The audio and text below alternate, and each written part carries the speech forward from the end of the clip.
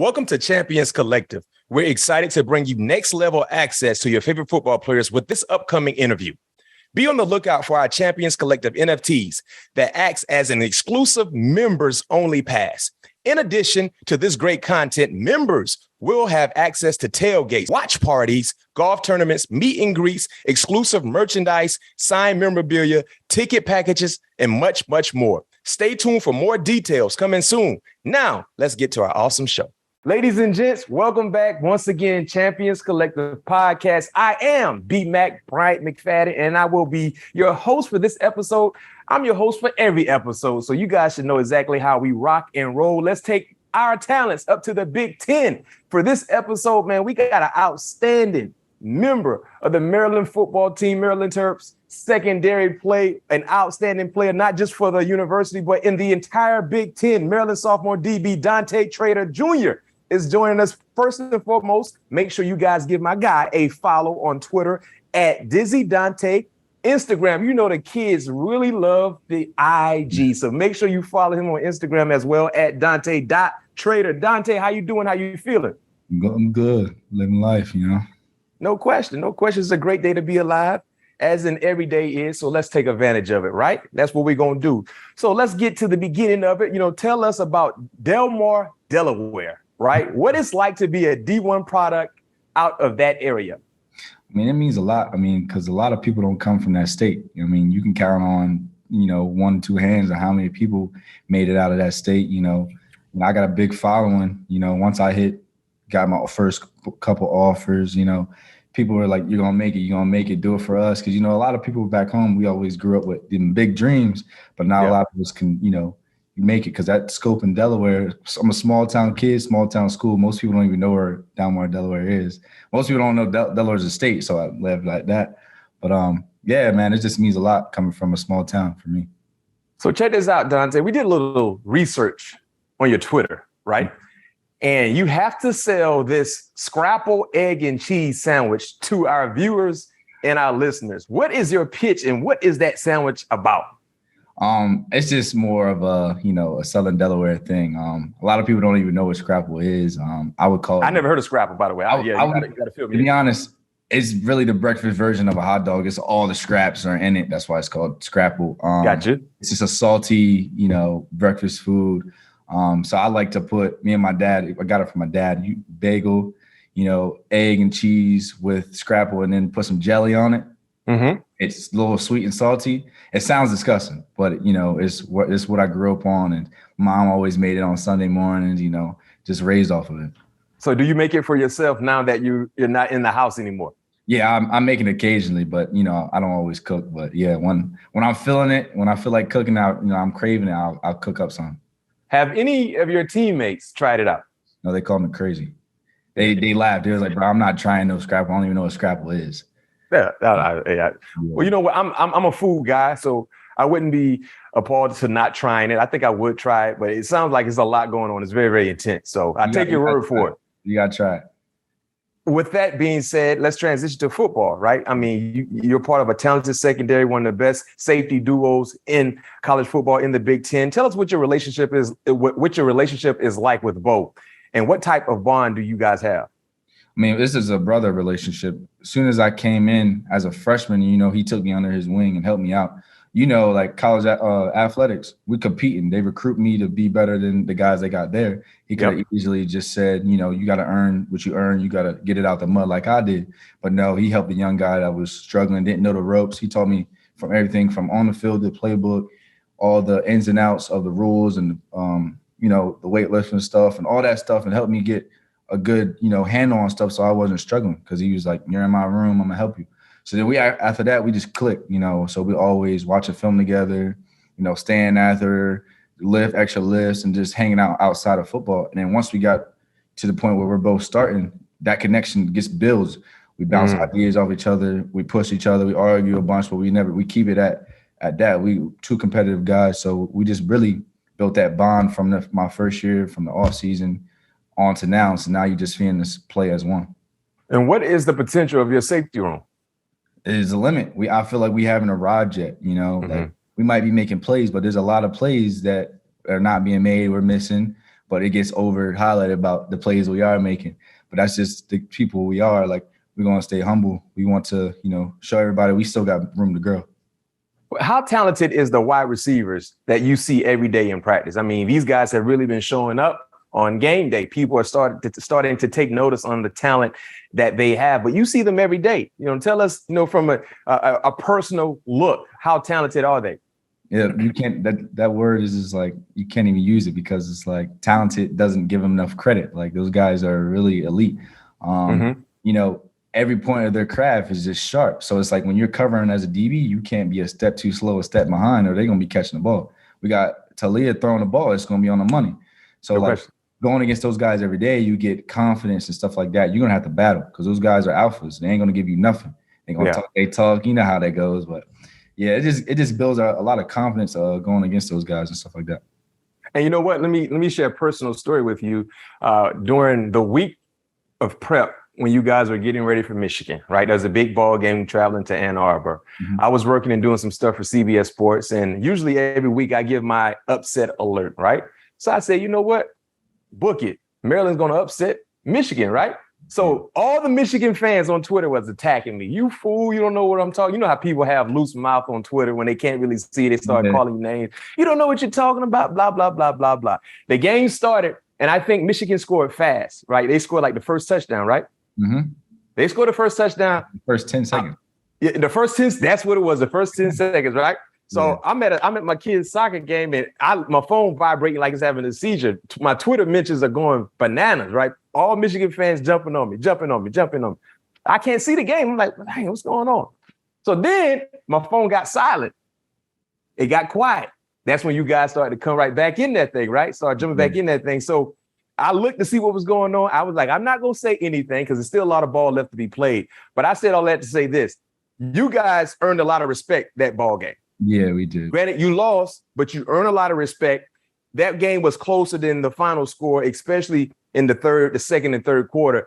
And I think that was a building block for your program moving forward, especially seeing how you were able to bounce back from that loss. So individually speaking, so far, your first year as a starter, you know how it is. You've been waiting for this moment. You jump into the lineup. You're anxious. You're a little nervous. You're ready to show everybody that you should have been starting. But what felt better for you, right? Your first career start versus Buffalo, or your first pick versus SMU? I would say my first career start. Tell us why. Because I've never been there before. Never, started the whole game, played the amount of snaps I was going to be playing. It's the first time, I worked so hard to get to my spot, and it's like, okay, now you're here.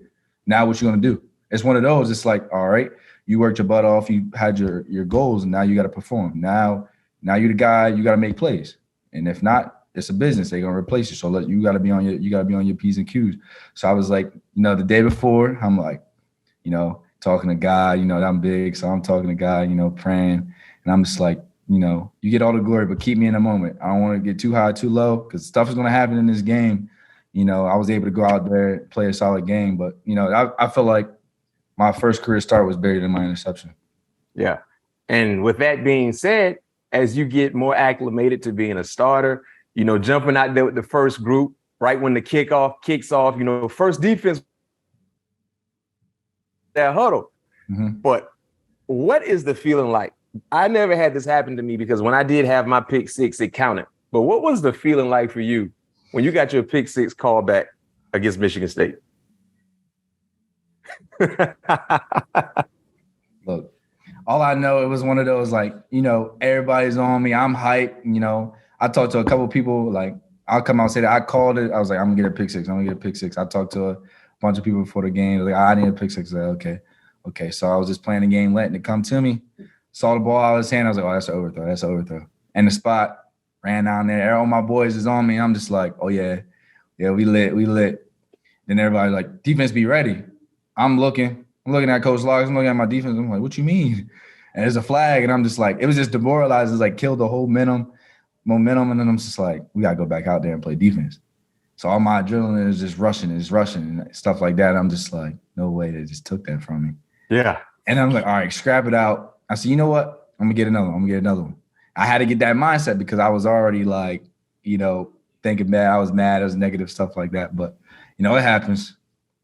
It happens, but boy, that's a demoralizing feeling. You're here, you're at the highest point, and then you see the yellow, you see the flag. Come on, man.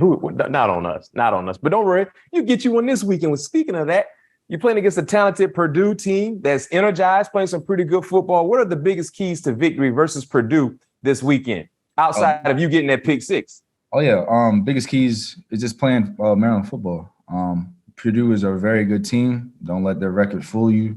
One of the top offenses in the league. So we got to be on our P's and Q's. They throw a lot of stuff. Stuff at teams, and the OC is very good at scheming up things, not giving you tendencies and stuff like that. So we ain't going to do nothing special. We just got to line up, communicate, and play our style of football. We felt like, we're taking steps and big steps. Looking at last week's game, we gave up too much in the first half. In the second half, we kind of played our game. That's because we started communicating and everything.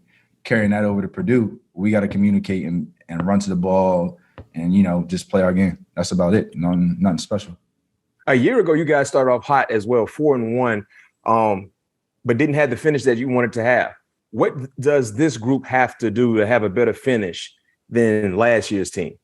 So I would say a big difference from this year and last year's team is the togetherness and the resilience that we have. So when we went up there from Michigan, we weren't treating Michigan like they were on a pedestal. We're like, we can play. We just got to prove to people we can play. Yeah, we want to prove ourselves right, but it's time for Maryland to get some respect. So we went out there, played that type of game. And after that loss, there was nobody hanging their heads. Everybody was just like, okay, you know what? We let that one out there. Now we about to go bounce back and take another one.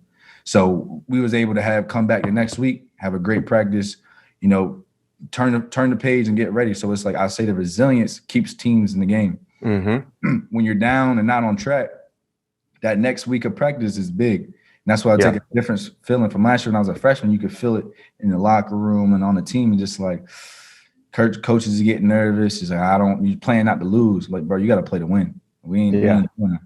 So what was your personal reaction this week to seeing a video from DJ Khaled personalized to Coach Loxley and your football team? I had to double check to see if we got hacked or something. I was confused. I was like, why is DJ Khaled? And then I listened and he started talking about Maryland. I was like, oh, that's lit. That was crazy. But yeah, I was like, that was very random, and it was like a shocking, but it was good to see. No question. And shows your head coach got a little bit of swag. He connected it a little bit, right? Yeah, everybody know Locks. No question. Yeah. Talking to Coach Loxley, and one of his sayings is Terps versus Terps, right? When breaking down a matchup, what does that mean to you? First thing I'll say is penalties. Penalties. So we're beating ourselves. That's what I think of as Terps versus Terps. It's like every game we lose or every game where we giving up points or not executing in a certain period of the game, it always goes back to Terps versus Terps. It wasn't something that team did or that defense or offense did on that play. It was what the Terps did that we didn't execute. So when he says Terps versus Terps, is what did the Terps do that didn't allow us to execute on that play or that game? It's more of looking back at ourselves. It's like you look back at the game. Why did we give 100 such and such yards and penalties to them and think we're not going to be in a dogfight for 4 quarters? You know what I'm saying? Stuff like that. Yeah. So it's like looking back on us, focusing on us. It's like, don't give them so much credit. Watch the game. They didn't out hustle us. They didn't route us up. You weren't in the right place. You weren't lined up. You didn't do your job. So it's Terps versus Terps. That's what that means. I like that. Yeah. Keep that mentality, man. It's all about y'all, right? It's not about who you're playing. It's all about y'all. What people might not know about you is that you're not only a great talent on the football field, but also you're a great talent on the lacrosse field.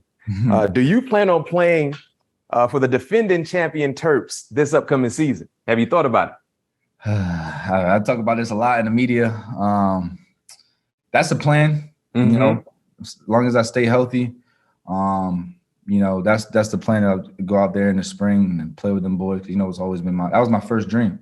And be honest, the fact about me, I didn't know I was going to play college football until the end of my junior year because I thought I played lacrosse, and then everything changed. But I think I plan to play out there for Coach Tillman, to see if I could be a help to the team. Okay. Well, hey, I know the fans will be excited to see you not just dominating the football field, but also on the lacrosse field. Dante, before we let you go, we're going to transition to the 2-minute portion of our show. Here's where I hit you with rapid fire questions. I need your honest, unbiased answer. You ready for the first one? Yeah, I got you. Okay. Your favorite school tradition? Favorite school tradition? Probably the fight song. Singing a Fight song. Okay. You know it? A little bit. I can't. I'm not gonna. You're gonna put me on the spot. I ain't gonna be able to do it. I can put you on the spot. Gotta be in the rhythm. Yeah, I can put you on the spot. Hey, I barely know Florida State fight song. If they get singing it, I'll sing every word, but I gotta be on the rhythm. You know what I'm saying? I can. You know what? I'm just saying I can sing along with them, but someone tell me to start it. Not happening. Not happening. Rival school you dislike the most? I guess everybody's gonna say Penn State. Everybody, yeah. Everybody says Penn State. You guys got them in a few weeks, right? Yeah, I think it's after the bye week, I believe. I can't remember. I think I know the answer to this next question, but let me hear what you say. Favorite Maryland uniforms? I think I know. That's great. No question. And y'all just wore that last week, right? Yeah. Yeah, I should wear that again. Now, were y'all home this week? Yeah. Yeah, I should wear that again. That old school helmet with the white face mask? Fire. With the white pants? It's fire. You gotta have a nice towel hanging. You gotta have your towel hanging. Come on. You see, you know, fans want it, we want it. Come on. They should make that like, I understand you got 1,000 different uniform options for you guys, but that gotta be the go-to, man. Me as a football fan, when I see that, I'm like, that hit. Yeah, it's fresh. All right. Favorite food spot on campus? Favorite food spot on campus? Gotta go Blaze. Blaze Pizza. Pizza. Yeah. I like Blaze too. Shout out to LeBron. I like Blaze Pizza. Best road environment in the Big Ten. Best road environment. Let me think. I have to say, I'll say O State. Ohio State. No, you can't go wrong. I mean, 100 plus tradition. Michigan's there too, but O State. I felt, O State.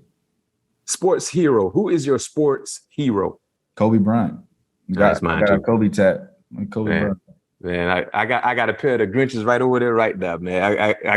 I got 1,000 different Kobe's in here, man. I got the jersey. Man, Kobe was my guy. Kobe tat.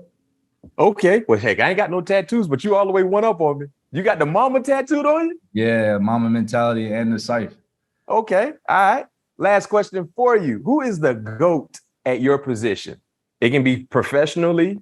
You got a guy like you consider when you talk about some of the best safeties that ever do it. Oof. Who would you say is the GOAT? All right. So I gotta go Ed Reed, but I gotta put Troy too. I gotta put Troy up there. But I like right now, currently, I gotta go Minka or Derwin James. Yeah. You ain't wrong. Those four, different times, ballers. You're not wrong. Those two guys can do it all. Tackle, pick you off, cover you, set the edge, blitz. Everything. So you're not wrong with those two options as your selection. So I'm right there with you. So, hey, Dante, man, it was a pleasure having you on the show. Once again, Dante Trader Jr., talented safety, sophomore safety from the University of Maryland. Make sure you follow my guy on Twitter at Dizzy Dante, Instagram at Dante.Trader. Big time ball game against Purdue.